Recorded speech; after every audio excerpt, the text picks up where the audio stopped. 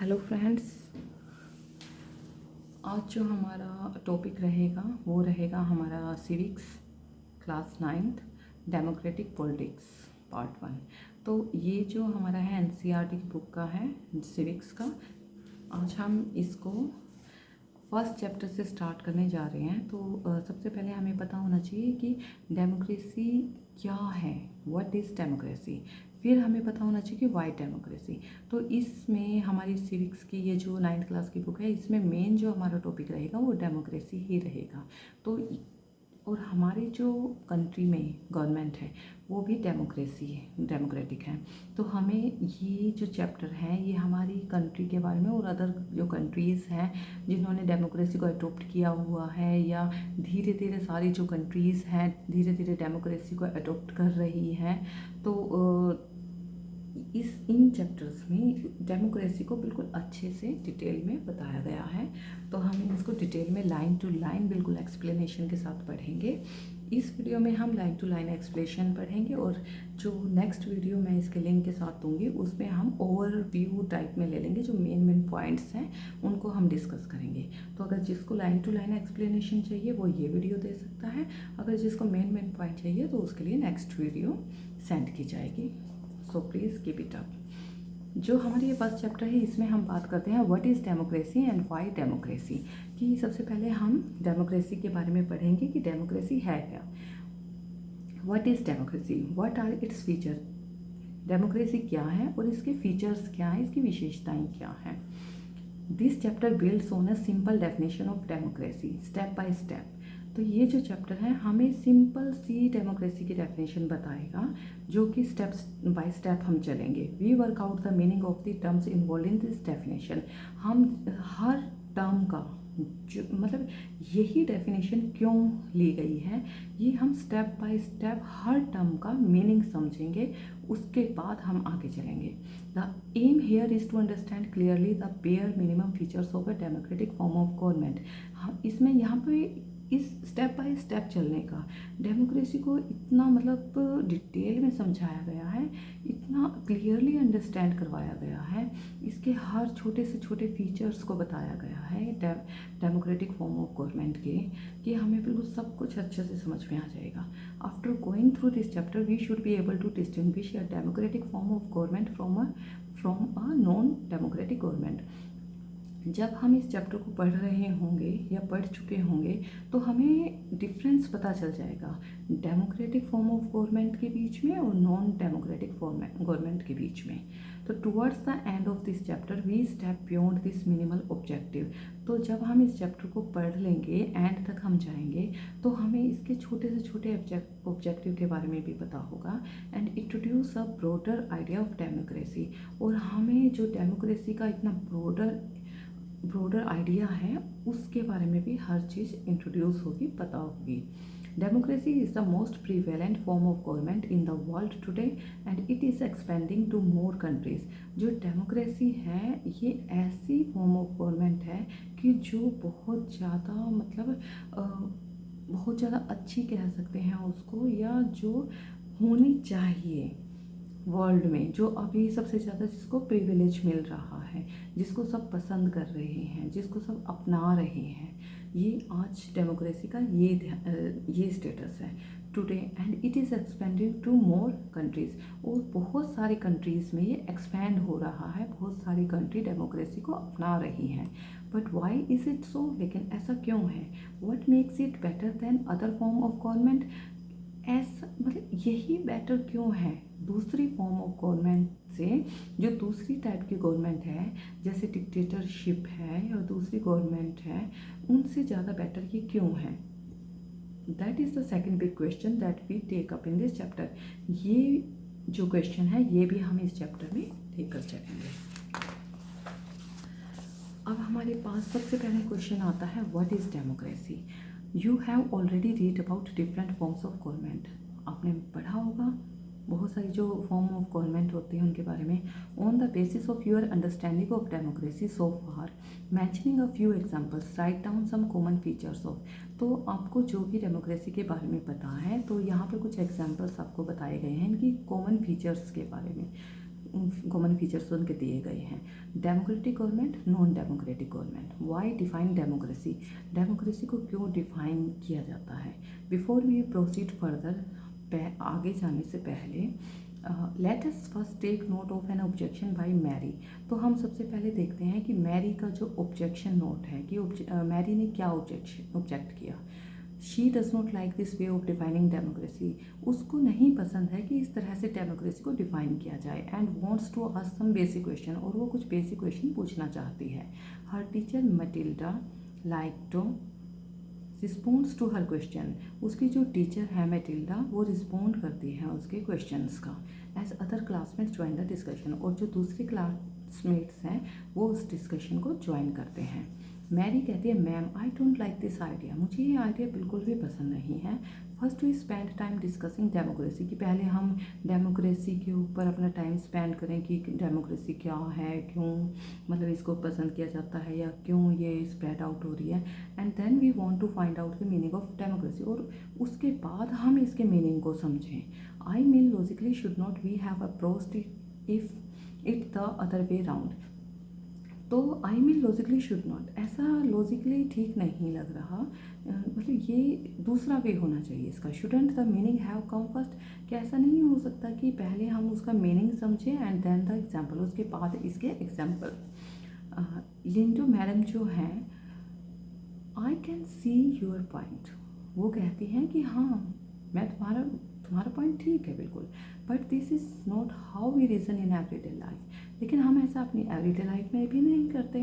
We use words like pen, rain और love, हम pen, rain, love जैसे words को यूज़ करते हैं। Do we wait to have a definition of this words before we use them, क्या पहले हम इन वर्ड्स की डेफिनेशन देखते हैं उनको यूज़ करने से पहले। क्या जब आपको रेन वर्ड सिखाया गया था तो पहले उसकी डेफिनेशन बताई थी आपको, या पहले वो वर्ड बोलना सिखाया था। तो ऑब्वियसली पहले वर्ड था। Come to think of it, do we have clear definition of this words, उसके बाद हमें इसकी इन वर्ड्स की डेफिनेशन का पता चला, बाद में ये जो डेफिनेशन है वो क्लियर हुई। It is only by using a word that we understand its meaning, और ये जो वर्ड है जब हम इनको यूज़ करते हैं उसके बाद ही हमें इनके मीनिंग का पता चलता है। Mary, but then why do we need definitions at all, अगर हमें इसके मीनिंग का पता चल गया तो हमें डेफिनेशन की क्या ज़रूरत है। लिंडो मैम कहती हैं we need a definition only when we come across a difficulty in the use of a word, हमें डेफिनेशन की जब ज़रूरत पड़ती है जब हमें उस वर्ड को यूज़ करने में डिफ़िकल्टी आए। We need a definition of rain, अगर हम रेन की डेफिनेशन हमें ज़रूरत है only when we wish to distinguish it from say drizzle और क्लाउड बर्स्ट। अब एक तो रेन है, एक क्लाउड बर्स्ट है, इन दोनों में क्या है डिफरेंस तो है ही, तो हमें उस टाइम पे रेन की डेफिनेशन भी पता होनी चाहिए कि रेन किसको कहते हैं और क्लाउड बर्स्ट किसको कहा जाता है। तो वहाँ पर हमें इन वर्ड्स की डेफिनेशन पता होना बहुत ज़रूरी है। The same is true for democracy, ऐसा ही डेमोक्रेसी के लिए है। We need a clear definition only because people use it for different purposes, क्योंकि अगर इसका क्लियर डेफिनेशन हमें पता है तभी हम पीपल को इसके यूज़ के बारे में, इसके पर्पसेस के बारे में अच्छे से समझा सकते हैं। Because very different kinds of governments call themselves democracy, क्योंकि बहुत सारी ऐसी गवर्नमेंट्स हैं थोड़ी सी इसी टाइप की हैं जो अपने आप को डेमोक्रेसी कहती हैं, लेकिन एक्चुअल में वो फुल डेमोक्रेसी नहीं है। रैपियंग, but why do we need to work on a definition, लेकिन हमें डेफिनेशन की ज़रूरत ही क्या है, क्यों हम उसके ऊपर काम करें। The other day you quoted Abraham Lincoln to us, एक बार आपने अब्राहम लिंकन के बारे में भी हमें बताया था। Democracy is government of people bye the people and for the people, उन्होंने कहा था कि जो डेमोक्रेसी है वो ऐसी गवर्नमेंट है जो लोगों की है, लोगों के लिए है और लोगों के द्वारा बनाई गई है। तो we in Meghalaya always ruled our self, अब हम जो मेघालय में हैं वो अपने आप पर ही रूल करते हैं। That is accepted by everyone, जो कि हर एक को एक्सेप्ट भी है। Why do we need to change that, तो हमें उसको चेंज करने की ज़रूरत ही क्या है। लिंडो मैडम कहती हैं I am not saying we need to change, मैं ये नहीं कह रही कि इसको चेंज करने की ज़रूरत है। I too find this definition very beautiful, मैं इस डेफिनेशन को फाइंड करना बहुत ही ब्यूटीफुल है। तो but we don't know if this is the best way of defining unless we think about it our self, हमें नहीं पता कि जो ये बेस्ट वे है डिफाइन करने का, ये क्या है जो हम सोचते हैं वो है या नहीं है। We must not accept something, हम किसी चीज़ को ऐसे ही एक्सेप्ट नहीं कर लेते just because it is famous, कि ये फेमस है। अब कोई चीज़ फेमस है ऐसा तो नहीं है कि वो हमारे लिए भी ठीक हो, ठीक है। तो ऐसा नहीं है कि जो चीज़ फेमस हो उसको एक्सेप्ट कर लिया जाए जस्ट बिकॉज एवरीवन एक्सेप्टेड, कि सबने इसको एक्सेप्ट किया तो हम भी एक्सेप्ट कर लेते हैं। Yolanda, ma'am can I suggest something, क्या मैं कुछ सजेस्ट करूँ। We don't need to look for any definition, हमें कोई डेफिनेशन नहीं चाहिए। I read somewhere that the word democracy comes from a Greek word demokratia. तो वो कहती है कि मैंने कहीं पढ़ा था जो ये वर्ड डेमोक्रेसी है ये एक ग्रीक वर्ड है demokratia. In Greek demos means people and kratia means rule, मतलब लोगों का rule. So democracy is rule by the people, this is the correct meaning, where is the need to debate. तो ये तो एक correct meaning है ना, बिल्कुल साफ स्पष्ट है, तो इसको इस पर डिबेट करने की इतनी ज़रूरत ही क्या है। तो लिंगो मैम कहती हैं that is also a very helpful way of thinking about this matter. हाँ ये बिल्कुल हेल्पफुल है। I would just say that this does not always work, लेकिन हमेशा ही ये काम नहीं करेगा। A word does not remain tied to its origin, सिर्फ यही नहीं कि ये जो वर्ड है इनका ये मीनिंग है तो हम हमेशा उसी पर काम करें, बस यही है और इससे रिलेटेड इसका कुछ ओरिजिन नहीं है। जस्ट थिंक ऑफ कंप्यूटर्स, जैसे अब हम कंप्यूटर की बात करते हैं, originally they were used for computing, वैसे तो उसका यूज़ क्या है, कंप्यूटिंग करना है कंप्यूटर्स का काम। दैट इज़ टू से कैलकुलेटिंग, जिसको हम कैलकुलेटिंग कहते हैं। वेरी डिफ़िकल्ट मैथमेटिकल सम, कोई भी डिफ़िकल्ट मैथमेटिकल सम हो उसको हम कंप्यूटर पर कर सकते हैं, और स्पेशल होता भी ये कंप्यूटिंग के लिए है, कैलकुलेटिंग के लिए। These were very powerful calculator, क्यों, क्योंकि ये बहुत पावरफुल कैलकुलेटर है। But now it is very few people use computers for computing some, लेकिन बहुत कम पीपल अपने सम को कंप्यूट करने के लिए इसका यूज़ करते हैं। They use it for writing, for designing, for listening to music and for watching films. वो इसका यूज़ राइटिंग में, डिज़ाइनिंग के लिए, लिसनिंग म्यूज़िक के लिए, वॉचिंग मूवीज़ के लिए करते हैं। Words remain the same, word तो सेम ही है but their meaning can change with time, लेकिन टाइम के साथ उसका मीनिंग चेंज हो जाता है। In that case it is not very useful to look at the origins of a word, इसलिए सिर्फ उसकी ये वर्ड यहाँ से ओरिजिनेट हुआ है सिर्फ इतना ही यूज़फुल नहीं होता, उसका प्रॉपर डेफिनेशन, प्रॉपर मीनिंग हमें पता होना चाहिए। Mary, ma'am, so basically what you are saying is that there is no shortcut to our thinking about the matter ourselves. Ma'am क्या आप ये कहना चाह रही हैं कि जो हम सोच रहे हैं किसी भी चीज़ के बारे में उसका कोई शॉर्टकट नहीं है। We have to think about its meaning and evolve a definition, क्या पहले हम उसका मीनिंग समझें फिर हमें उसकी डेफिनेशन भी पता होना चाहिए। Lyngdoh ma'am, you got me right, हाँ तुम बिल्कुल ठीक समझी। Let us get it on with it now, चलो अब हम चलते हैं आगे। जो a simple definition, let us get back to our discussion on similarities and differences among governments that are called. अब हम डिस्कशन करेंगे इसकी सिमिलैरिटीज़ और डिफरेंसेस गवर्नमेंट्स के साथ आर कॉल्ड डेमोक्रेसी, जो अपने आप को डेमोक्रेसी फॉर्म ऑफ गवर्नमेंट कहती हैं। अब उसकी सिमिलरिटी और थोड़े थोड़े डिफरेंस जो उनमें वो हम देखेंगे। One simple factor common to all democracies is, कुछ जो फैक्टर्स हैं वो बिल्कुल सिमिलर होते हैं सभी डेमोक्रेसीज़ में। The government is chosen by the people, कि पीपल उस गवर्नमेंट को चूज़ करेंगे। We could the start with a simple definition, तो इसलिए हम सबसे पहले सिंपल डेफिनेशन से चलते हैं। Democracy is a form of government in which the rulers are elected by the people. तो डेमोक्रेसी एक ऐसी फॉर्म ऑफ गवर्नमेंट है जिसमें जो रूलर्स हैं वो उनको पीपल द्वारा इलेक्ट किया जाएगा, जो वहाँ के सिटीजन्स हैं उनके द्वारा इलेक्ट किया जाएगा। This is a useful starting point, ये बहुत ही यूजफुल स्टार्टिंग पॉइंट है। This definition allows us to separate democracy from forms of government that are clearly not democratic. लेकिन ये जो डेफिनेशन है ये हमें ये तो बता देगी कि जो नॉन डेमोक्रेटिक गवर्नमेंट है और ये जो डेमोक्रेटिक गवर्नमेंट है उनमें डिफरेंस क्या है, ठीक है। The army rulers of Myanmar were not elected by the people, जो आर्मी रूलर है म्यांमार के वो पीपल के द्वारा इलेक्टेड नहीं होते। Those who happen to be in control of the army became the rulers of the country, जो भी आर्मी जिनके कंट्रोल में है वही कंट्री के रूलर होते हैं, मतलब आर्मी ऑफिसर्स आप कह सकते हो। पीपल हैड नो से इन दिस डिसीजन, पीपल कुछ भी नहीं कह सकते उनके डिसीजन के बीच में। Dictators like Pinochet are not elected by the people. जो डिक्टेटर्स हैं जैसे पिनोशे जैसे, वो पीपल्स के द्वारा इलेक्ट नहीं हैं। This also applies to monarchies, वो मोनार्चीज टाइप ऑफ गवर्नमेंट है। The kings of Saudi Arabia rule not because the people have chosen them to do so but because they happen to be born into the royal family. अब जो Saudi Arabia के ruler हैं, king हैं जो, वो क्या है, वो लोगों ने नहीं उनको चूज़ किया, लेकिन वो क्यों हैं, क्यों रूलर है वहाँ पे, क्योंकि वो रॉयल फैमिली में ही बोर्न हुए हैं, पैदा हुए हैं। This simple definition is not adequate. ये सिंपल सी डेफिनेशन ही काफ़ी नहीं है इसके लिए कि जो लोगों के द्वारा चुने गए हैं वही रूलर हों। तो ये, हाँ, तो ये भी है, ठीक है। तो it reminds us that democracy is people's rule. हमें ये याद रखना चाहिए कि वहाँ पर पीपल रूल करें, वो होती है democracy. But if we use this definition in an unthinking manner, अगर हम इसको अनथिंकिंग मैनर में इस डेफिनेशन को यूज़ करते हैं, we would end up calling almost every government that holds an election a democracy.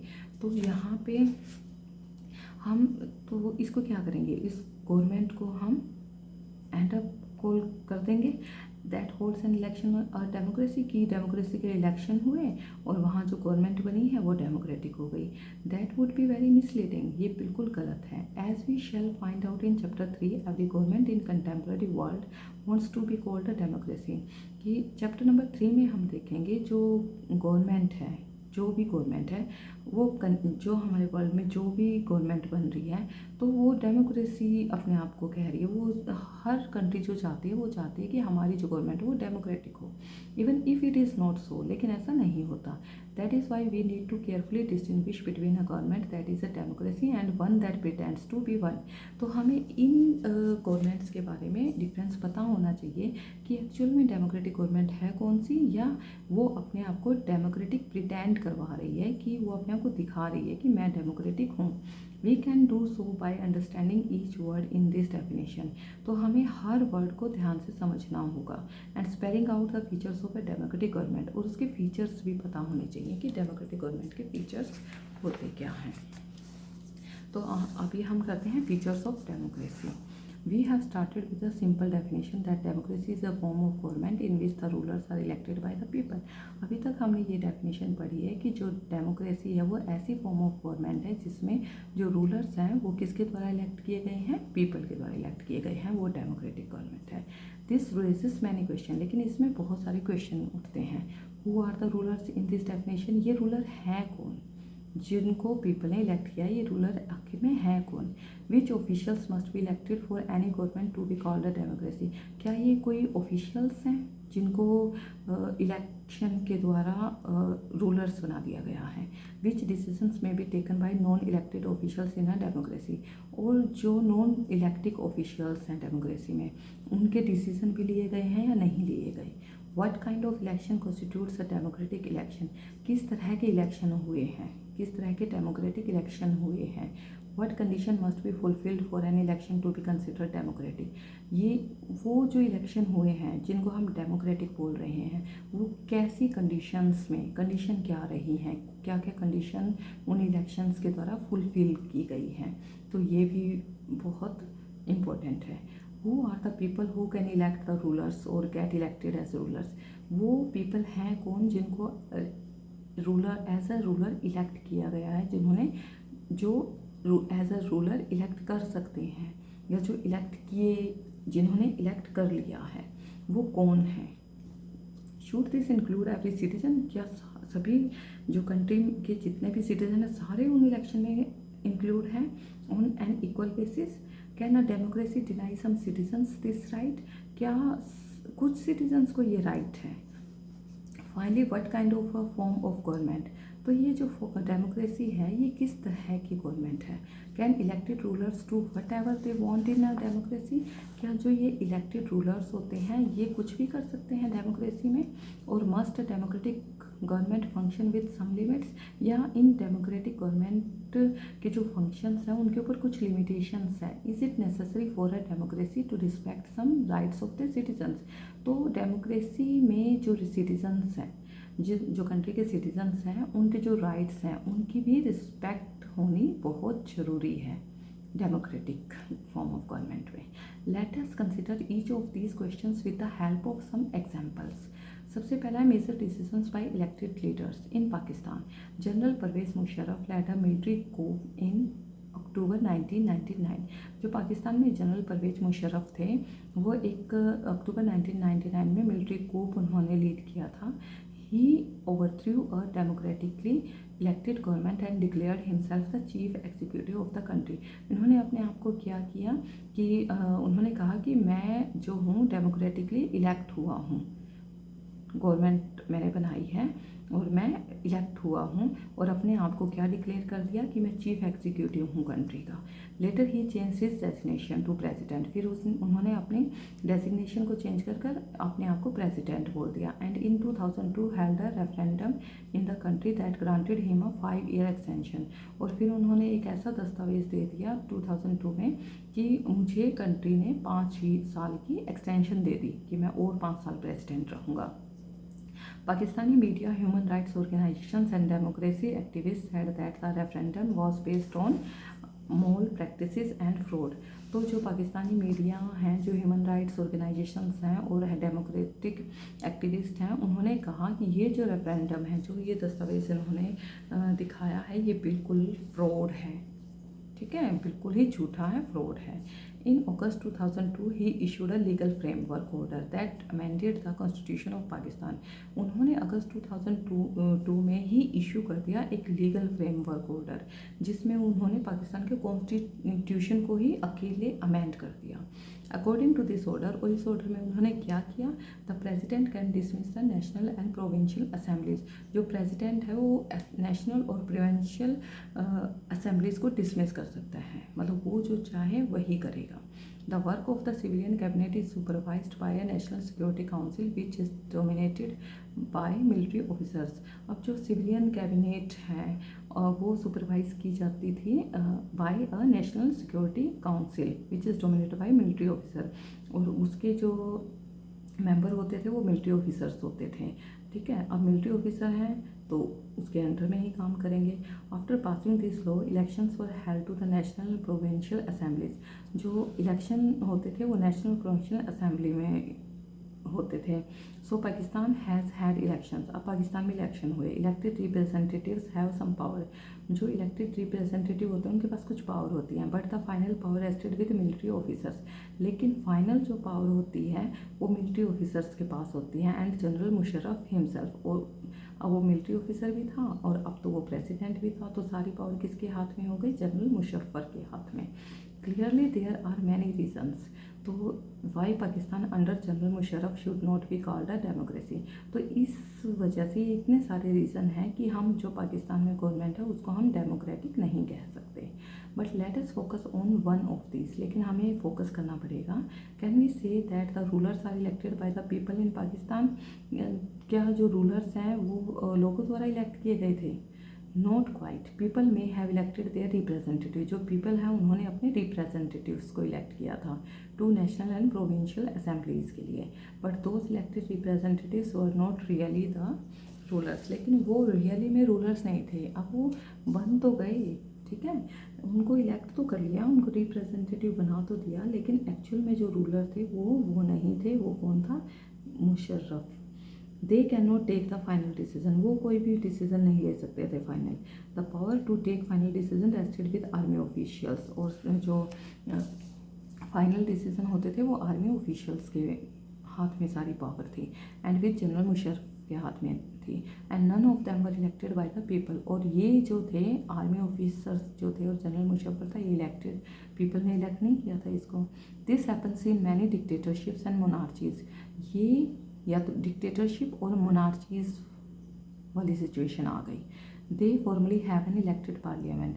उन्होंने एक पार्लियामेंट दिखा तो दी कि इसमें इलेक्टेड पर्सन है and government, but the real power is with those who are not elected. लेकिन रियल पावर किसके हाथ में थी? जो एक्चुअल में इलेक्टेड थे ही नहीं. In a few countries the real power was with some external powers. कुछ कंट्रीज़ में जो रियल पावर है वो एक्सटर्नल पावर्स के पास है and not with locally elected representative. लेकिन उनके हाथ में नहीं है जो लोगों ने जिनको इलेक्ट किया है as a representative. This can not be called people's rule, इसको हम पीपल्स रूल नहीं कह सकते, मतलब ये डेमोक्रेटिक गवर्नमेंट नहीं है। This gives us the first feature, in a democracy the final decision making power must rest with those elected by the people.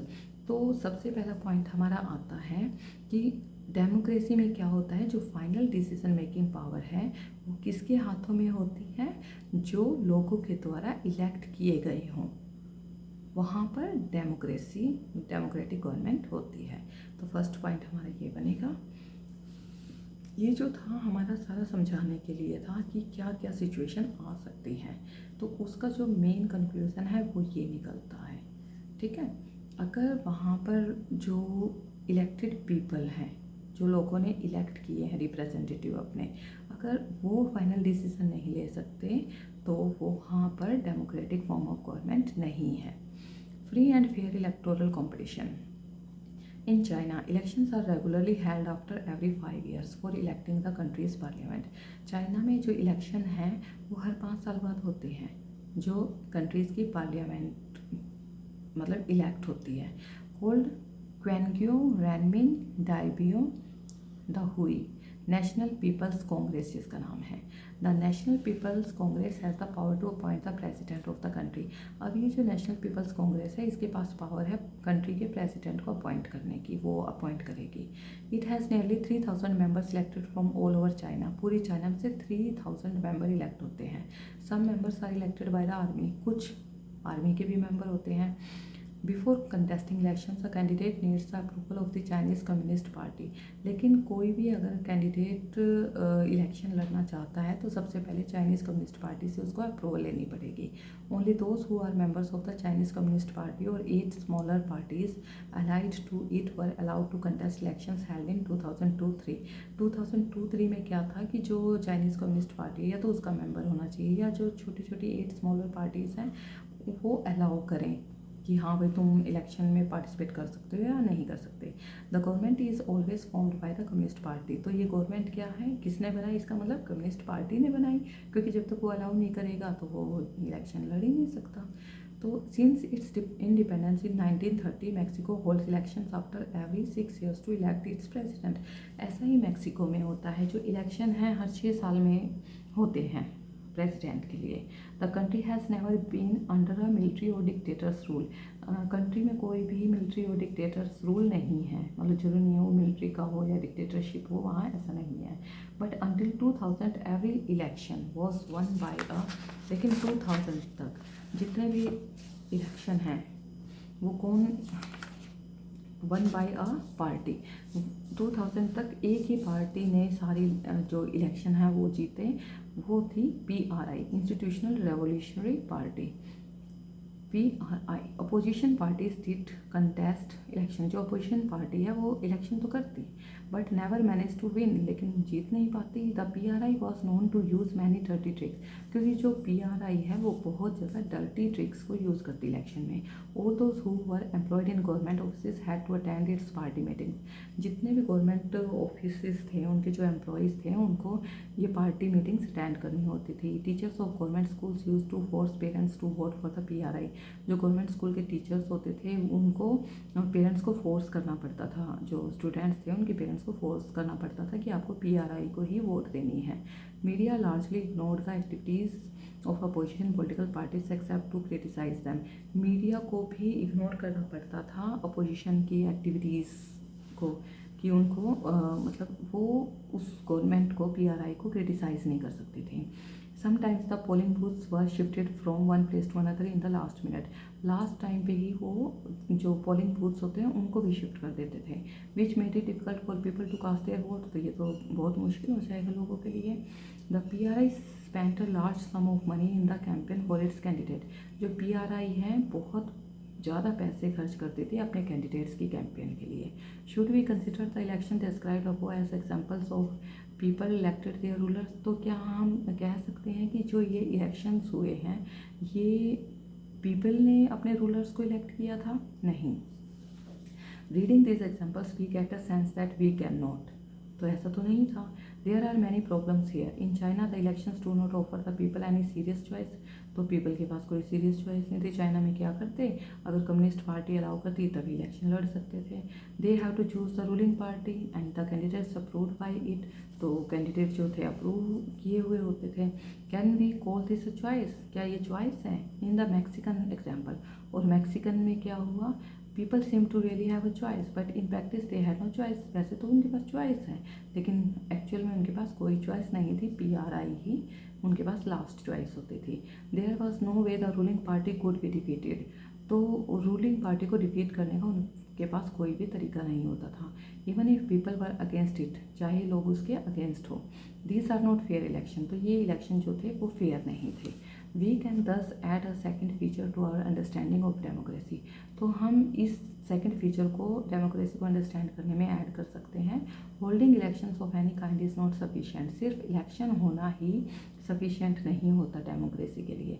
The election must offer a real choice between political alternatives. Real choice होनी चाहिए लोगों की, and it should be possible for people to use this choice to remove the existing ruler. और people उस choice से अपने existing ruler को अगर वो बदलना चाहें तो उसको बदल सके। ये चॉइस होनी चाहिए, पॉसिबल होना चाहिए लोगों के लिए, इफ़ दे विश, तो अगर वो चाहते हैं तो। So a democracy must be based on a free and fair election where those currently in power have a fair chance of losing. मतलब तो इसमें डेमोक्रेसी में क्या आएगा, इसमें फ्री और फेयर इलेक्शन होंगे where those currently in power have a fair chance of losing. कि जो अभी करंटली पावर में है, जो भी पार्टी, जो रूलर्स हैं, वो जो अभी पावर में है उनको अपनी सीट जाने का खतरा हो, ऐसे इलेक्शन होने चाहिए, बिल्कुल free and fair. Shell find out more about the democratic election in chapter 3 में हम ये पढ़ेंगे। तो 1 person 1 vote 1 value। Earlier we read about how the struggle for democracy was linked to the demand for universal adult franchising। अब यहाँ पर हम जो हमारा ये पॉइंट बनेगा इसमें रहेगा कि एक पर्सन एक वोट और एक वैल्यू, कि एक पर्सन एक वोट देगा, ठीक है, एक से ज़्यादा वो वोट नहीं दे सकता, और उस एक वोट की वैल्यू एक ही रहेगी, ठीक है। मतलब ये नहीं है कि उस पर्सन ने दूसरे की भी वोट दे दी, ऐसा नहीं रहेगा। एक पर्सन जाएगा, अपनी एक वोट डालेगा और उसको 1 ही काउंट किया जाएगा। तो earlier we read about how the struggle for democracy was linked to the demand for universal adult franchising। This principle has now come to be accepted almost all over the world। अब ये जो principal है ये पूरे world में accept कर लिया गया है। Yet there are many instances of denial of equal right to vote। अब हर जगह बहुत सारे ऐसे जो इंस्टेंसेस हैं वो हुए जो इक्वल राइट, जो वोट का जो इक्वल राइट है उसको डिनाइल करते हैं। मतलब कहा तो जाता है कि सबको वोट देने का इक्वल राइट है, लेकिन वहाँ पर ऐसा नहीं होता एक्चुअल में। Estonia has made it's citizenship rules in such a way that people belonging to Russian minority find it difficult to get the right to vote। अब जैसे एस्टोनिया में चाहे किसी के पास सिटीजनशिप भी है लेकिन वहाँ पर रशियन जो है वो माइनॉरिटी है, तो उनको जो वोट है, वोट का राइट है, वो बहुत डिफ़िकल्ट, बहुत मुश्किल से मिलता है। In Fiji, the electoral system is such that the vote of an indigenous Fiji has more value than that of an Indian Fijian। जो फिजी में अब जो वहाँ पर क्या है, जो इंडिजीनियस फिजी हैं उनको ज़्यादा वैल्यू, उनको वोट देने का ज़्यादा मतलब उनकी ज़्यादा वैल्यू की जाती है कि हाँ इनकी वोट ज़रूर होनी चाहिए। जो इंडियन फिजियन हैं उनकी वोट चाहे हो या ना हो। Democracy is based on a fundamental principle of political equality. अब जो डेमोक्रेसी किसके ऊपर है, उसका जो मेन फंडामेंटल प्रिंसिपल है वो क्या है कि पॉलिटिकल इक्वलिटी हो। That gives us the third feature of democracy, जो कि हमें थर्ड फीचर ऑफ डेमोक्रेसी बताती है, और वो क्या है, in a democracy each adult citizen must have 1 vote and each vote must have 1 value. कि हर सिटीजन को एक वोट जरूर देनी है, मतलब जो एडल्ट हो, और उस वोट की एक ही वैल्यू काउंट होगी। We shall read more about in chapter 3। अब नेक्स्ट हमारा आता है rule of law and respect. for rights. Zimbabwe attained independence from white minority rule in 1980। आज जिम्बाब्वे में क्या हुआ, जो इंडिपेंडेंस के बाद वहाँ पर जो वाइट थे उनकी माइनॉरिटी थी 1980 में। Since then the country has been ruled by ZANU-PF, the party that led the freedom struggle. इस पार्टी ने वहाँ पर फ्रीडम स्ट्रगल किया था। Its leader Robert Mugabe ruled the country since independence. और वहाँ तक किसने रूल किया था? रॉबर्ट ने। Elections were held regularly and always won by ZANU-PF। ये पार्टी ही इलेक्शन हमेशा जीतती थी।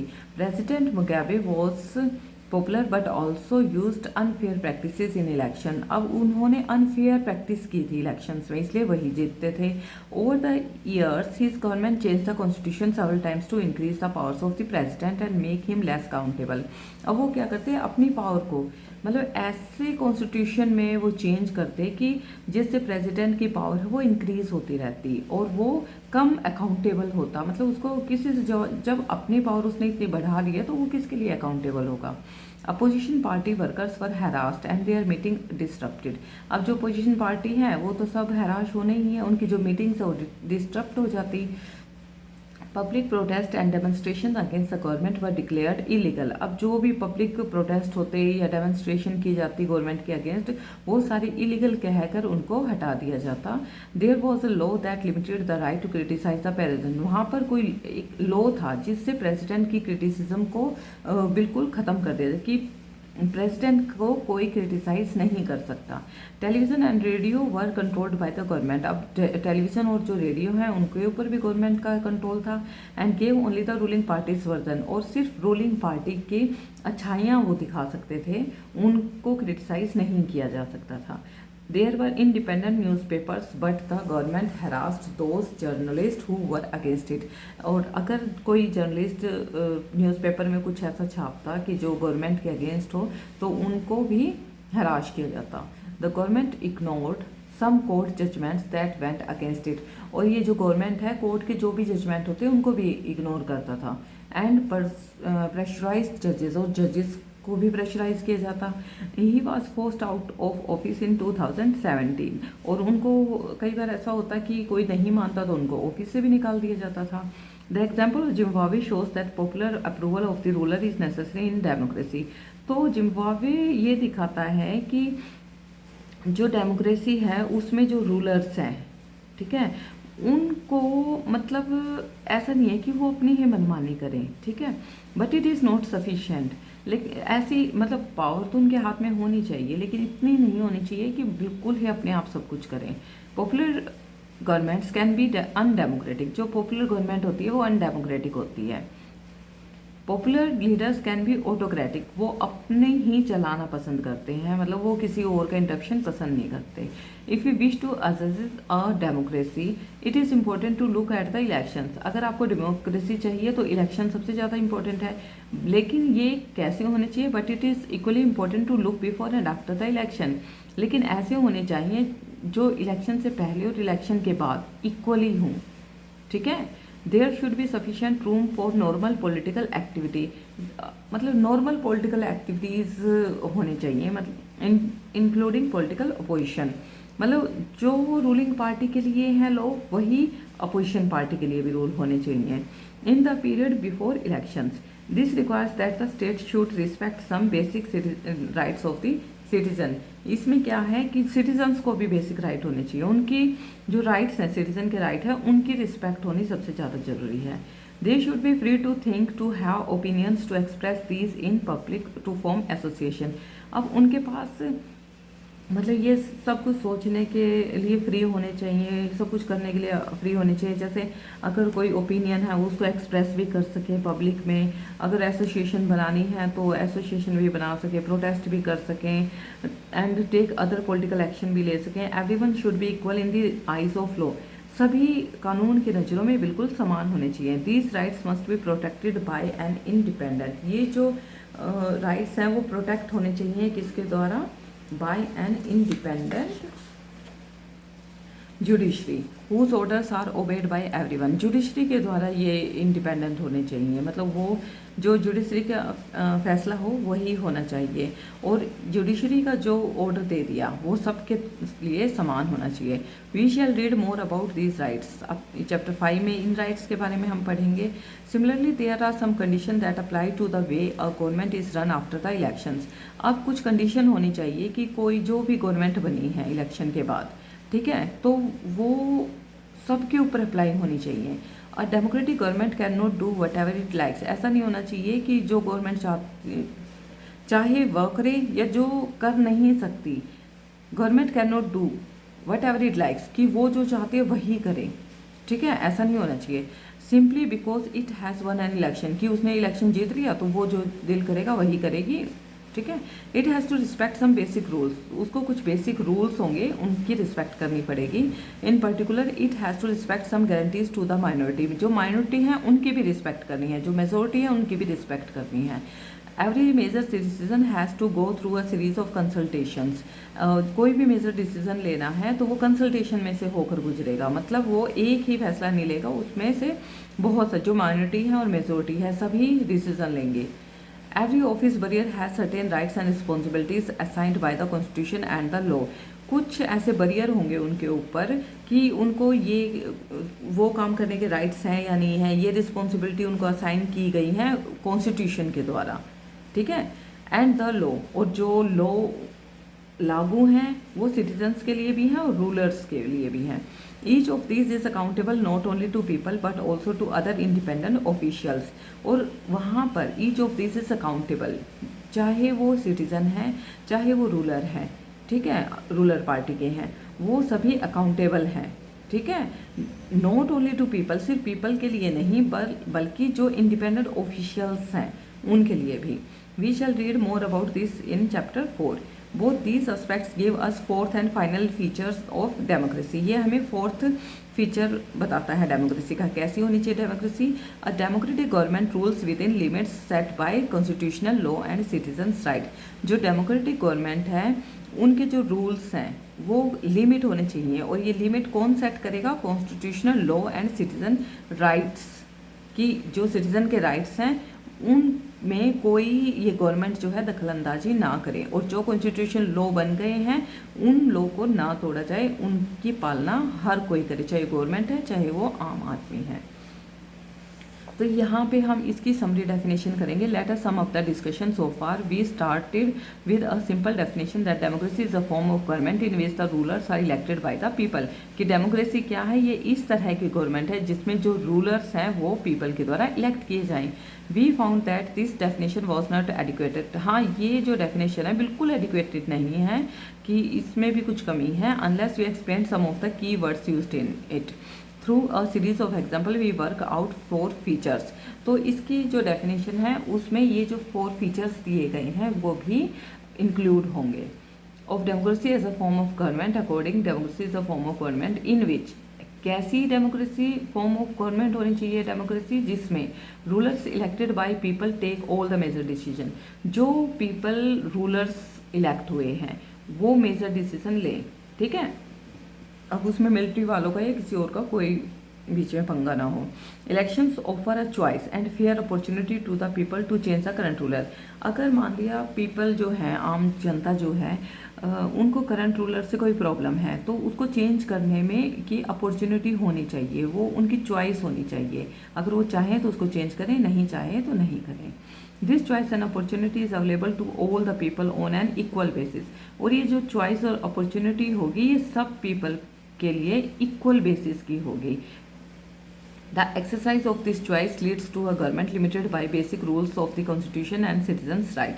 ये अब जो चॉइस करेंगे, जो लोग जनता है वो गवर्नमेंट की चॉइस करेगी, वो लिमिटेड होनी चाहिए बेसिक रूल्स ऑफ कॉन्स्टिट्यूशन के। जो कॉन्स्टिट्यूशन ने लॉ बनाए हैं, रूल्स बनाए हैं, इनके को लिमिट में रखते हुए होनी चाहिए और सिटीजन्स के राइट को ध्यान में रखते हुए होनी चाहिए। मेजर डिसीजन जो है वो रूलर्स, जो लोगों ने जिस रूलर को इलेक्ट किया है वो ले। सेकंड है फेयर, फ्री एंड फेयर जो इलेक्शन है वो होने चाहिए। नंबर 3 पे आएगा जो चॉइस है, ये जो पीपल हैं जो उनके लिए चॉइस रखी गई है, अपॉर्चुनिटी दी गई है, वो इक्वल बेसिस पे सबके लिए समान होनी चाहिए, चाहे वो माइनॉरिटी है चाहे वो मेजोरिटी है। अब जो डेमोक्रेटिक गवर्नमेंट ने रूल्स बनाए हैं, ठीक है, गवर्नमेंट के लिए जो भी रूल्स बने हैं उन पे लिमिटेशन होनी चाहिए। वो लिमिटेशन कौन लगाएगा? कॉन्स्टिट्यूशन लॉ लगाएगी और सिटीजन्स के राइट्स को ध्यान में रखते हुए वो करने हैं, ठीक है। तो अब हमारे जो ये फर्स्ट पार्ट कह लो या फर्स्ट टॉपिक कह लो, व्हाट इज़ डेमोक्रेसी, ये हमारा क्लियर हो गया। तो नेक्स्ट हम क्योंकि ये काफ़ी लेंथी चैप्टर है तो इसको हम 2 पार्ट्स में डिवाइड करेंगे। तो फर्स्ट जो पार्ट है हमारा व्हाट इज़ डेमोक्रेसी वो कंप्लीट हो गया है। नेक्स्ट हम लिंक में अपना वाई डेमोक्रेसी स्टार्ट करेंगे। Thank you very much.